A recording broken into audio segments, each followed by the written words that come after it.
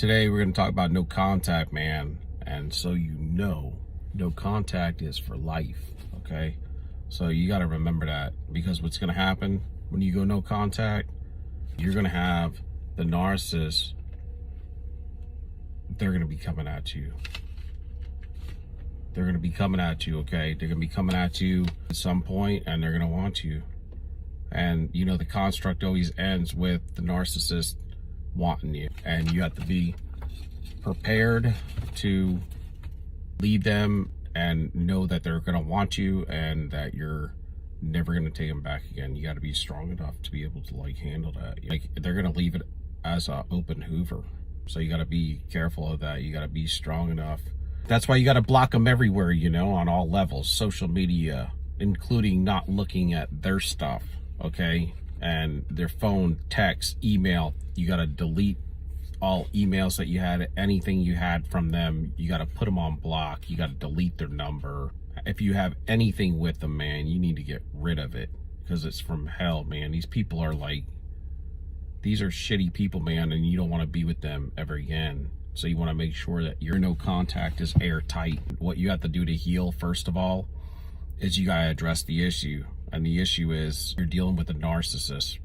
That's step number one, okay? Step number one, I'm dealing with a narcissist, because a lot of times people in America and people in this world today, me included, I've dealt with this stuff my whole life. You find yourself Googling who's a pathological liar, who's a pathological cheater, and you know, you find narcissism, and then you find out that this is a spiritual issue, and it is not at all a personality issue to begin with.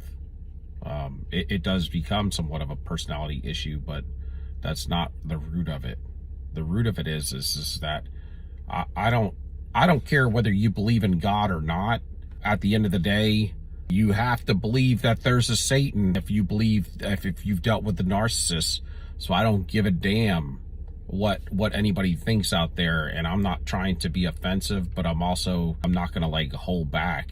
The bottom line is there is some sort of damn Satan and he's been sending these fools out to come get you. If you want to be blind to it and dumb to it, I don't care. A lot of people just never want to talk on the spiritual side of it, and that to me is like ridiculous. It's like, just stay home, man, because this is if you think it's psychological, I can't even talk to you. It's because it's not. If you think it's psychological only, then you're really lost in the whole mess.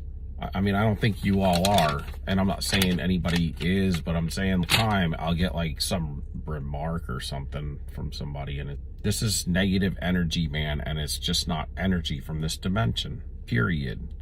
And what these people do, man, is just not humanity. When you leave them, you got to be done with them forever. They are entities that flatter you. They'll devalue you. When you get emails, you don't even want to open them. You may be tempted to open it. Don't open it, because it's going to either flatter you or it's going to be in the realm of devalue you. Because if they can't have you, they're going to try to smear you and destroy you. But you know, this is the good thing. If the enemy's coming at you like this, then you're doing something right, man, because you're letting you're helping folks. Or else, listen, man, all these people out here that aren't dealing with narcissists like we are. I mean, this stuff started for me since birth, man. Like, I was trying to be put out. And what's interesting is if you look into the Book of Kings and you follow Jezebel, Jezebel was out to take down the prophets of God. They had to hide in caves. Okay, I think it's like 1 Kings 18 or something. I don't know. And so Obadiah had to hide them in the caves for a time. I think what ended up happening was this Elisha actually was the one that killed destroyed a lot of the wicked soothsayers or whatever with the army of God. But they were on the run. Why? Because Jezebel. And what are we dealing with today? And men and women can be Jezebels. But in narcissism, there's the spirit of Jezebel. And what are they doing? They're trying to seduce you and take you down and put your light out. Why? Well, maybe because you've been called by God. And maybe you've been doing the Lord's work to some degree unbeknownst to you.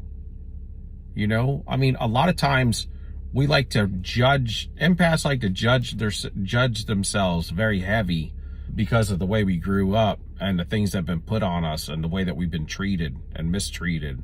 And that's fine. You know, we're survivors, we're warriors, right? And it's not nothing that we need to, you know, take back to the crib, you know what I mean? And wallow in. I'm not saying that, because whatever you were when you were younger is not who you are today. And with time, if there is time left, then there's always a way to succeed. And so you can't open emails. You can't deal with them. If they come at you, they come to your doorstep, don't open it. If they knock on your car window, drive off. But it's one of those things, you can't deal with them. If you have photos, gifts, clothing, a lot of times they'll put curses on these things and pray wickedness over them. You know, they're witches, man. They're full-on witches and warlocks and stuff. These guys tamper with tarot cards and all kind of stuff, man, that is of the dark arts.